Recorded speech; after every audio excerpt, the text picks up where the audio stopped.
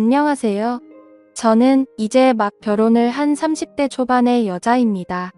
저에게는 훈훈한 외모와 착하고 성실함까지 있는 든든한 남자친구가 있었고, 저희는 사귀는 3년 동안 많은 추억을 남기고 있었고, 서로 결혼을 약속하게 되었었죠.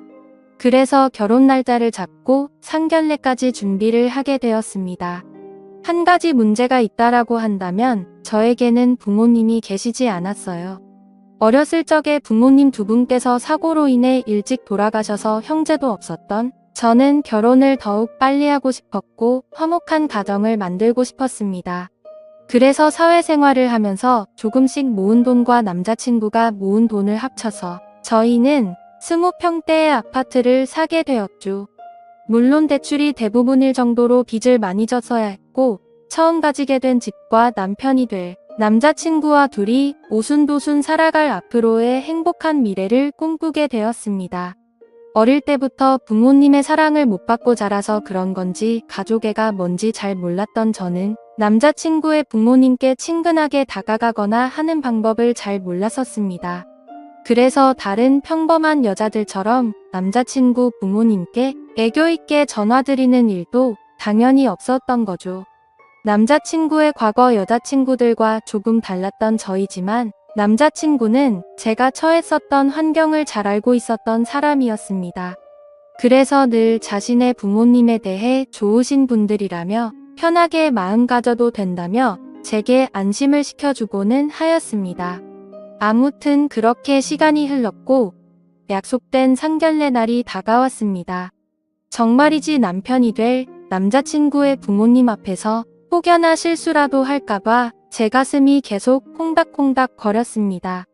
긴장을 많이 하게 되어서 심호흡도 길게 쉬어보고 청심환도 먹고 달달한 사탕도 씹어보며 남자친구의 부모님을 기다리게 되었었죠. 저의 긴장한 모습을 본 남자친구는 미소를 띠며 귀엽다고 말했고 빨리 결혼해서 부모님과 잘 지내는 모습도 보고 싶다며 좋아했습니다. 잠시 뒤 남자친구의 부모님이 저희가 있는 곳으로 오시게 되었고 저는 번쩍 일어나서 큰 소리로 인사드렸습니다. 안녕하세요. 영민이, 여자친구 정희입니다. 너가 정희니? 역시 영민이한테 들은 얘기처럼 예쁘고 착해 보이는구나. 남자친구의 부모님은 저를 환하게 맞아주셨고 제가 어색하지 않게 농담도 해주시면서 분위기를 편하게 만들어주셨습니다. 까다롭지 않아 보이는 어머님과 남자친구와 쏙 빼닮은 외모에 잘생긴 아버님까지 보면서 기분이 좋아지더라고요. 저는 앞으로 예비 시부모님과 사이좋게 지낼 생각에 더욱 행복한 결혼 생활을 꿈꾸게 되었습니다. 그렇게 결혼을 앞두고 설레임의 깊은 나날을 보내고 있었을 때였습니다. 어느 날 제가 회사를 마치고 집에 돌아왔는데 남자친구가 시무룩한 목소리로 전화를 걸었습니다. 자기야, 무슨 일 있어? 목소리가 왜 그래? 그러자 남자친구는 나 할 말이 있는데 잠깐 들릴게. 괜찮지? 라고 말하더라고요. 평소 활기찬 목소리였던 남자친구가 풀이 죽은 듯한 목소리라 걱정이 되었습니다. 그런 적은 처음이었고 그래서 좋은 일은 아닌 것만 같아 불안한 기분이 들었습니다. 곧이어 남자친구가 제가 혼자 살고 있는 집에 들어왔습니다. 저희가 대출을 받아서 살 아파트에 우리 부모님도 모시고 살아야 할 것 같다고 하더라고요. 그게 무슨 말이야? 부모님은 살고 있는 집 있으시다고 하지 않았어? 사실은 아버지가 예전에 사업하시다가 빚이 생겼었는데 금액이 점점 커져버려서 집을 내놓으셔야 된다고 하셔. 미안해, 정희야. 사실 남자친구 목소리를 듣고 이별을 고하는 건 아닐지 너무 걱정했었는데 그건 아니어서 뭐든지 다 괜찮다고 생각이 들더라고요. 하지만 그럼에도 불구하고 솔직한 마음으로는 남자친구의 말을 듣고 당황하긴 했지만 애써 괜찮게 생각하려고 했습니다. 남자친구의 마음도 이해가 가고 시부모님들이 안쓰럽게 느껴지기도 했고 어렸을 때부터 부모님이 일찍 돌아가셔서 부모님의 품이 늘 그리웠던 저였던지라 시부모님과의 동거에 대한 설레임도 생기게 되었습니다. 그래서 대답했죠. 응, 그래, 괜찮아. 시부모님들 좋으신 분들 같고 같이 살다 보면 편해지고 즐거운 날도 많겠지. 그러자 남자친구는 이해해줘서 정말 고맙다면서 최대한 빨리 독립을 할 수 있게 자신이 노력하겠다며 평생 행복하게 해준다고 말하더군요. 그렇게 이후 계절이 바뀌었고 저와 남자친구는 예정대로 결혼식을 올리게 되었습니다. 신혼여행을 다녀오고 시부모님과 함께 살 아파트도 들어가게 되었습니다. 제가 이사를 온 아파트는 방이 3개였지만 큰 평수가 아니라서 그런지 화장실은 하나인 집이었었죠. 그래서 조금 불편할 거라고 생각했지만 서로 순서를 지켜가며 볼일을 보니 금세 적응이 되어가더라고요. 저는 남편보다 2시간 정도 퇴근이 빨랐었고 제조업 공장에 다니시는 시어머니는 남편과 비슷하게 퇴근을 하시고는 했습니다. 그런데 사업을 하시던 아버님은 그때 당시 사업이 망해서 그랬던 건지 건강이 많이 안 좋아져서 집에만 계신 지 오래된 상태이셨고 어머님만 일을 하고 다니셨던 사실을 제가 알게 되었습니다. 그래서 제가 퇴근을 하고 집에 들어오면 아버님이 거의 집안에 계셨습니다.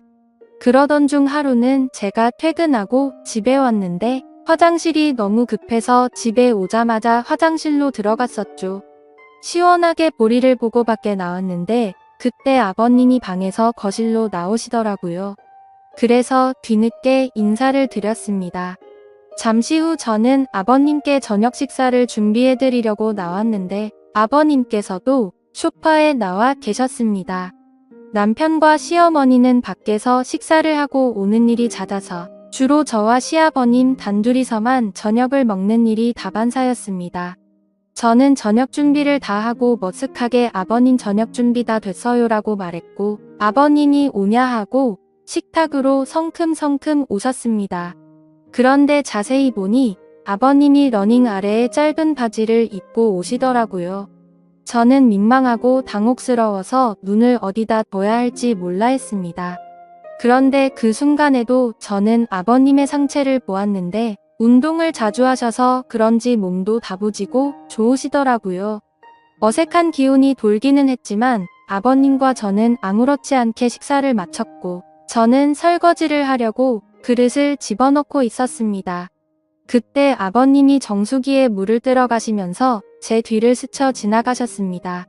남편과 닮아 얼굴도 잘생기셔서 그런 걸까요? 아버님과 가까워지는 게 저도 모르게 두근두근 거려서 기분이 묘하더라고요. 얼마 전 남편이 말하기를 아버님께서 사업도 하셨었지만 그 핑계로 어머님을 놔두고 여러 여자를 만나고 다니셨다는 말이 문득 생각났습니다. 얼굴뿐만 아니라 몸도 멋지신 아버님을 보니 그 여자분들이 아버님께 목을 메었다는 게 이해가 되었고 저도 모르게 아버님이 더욱 매혹적이게 느껴졌습니다.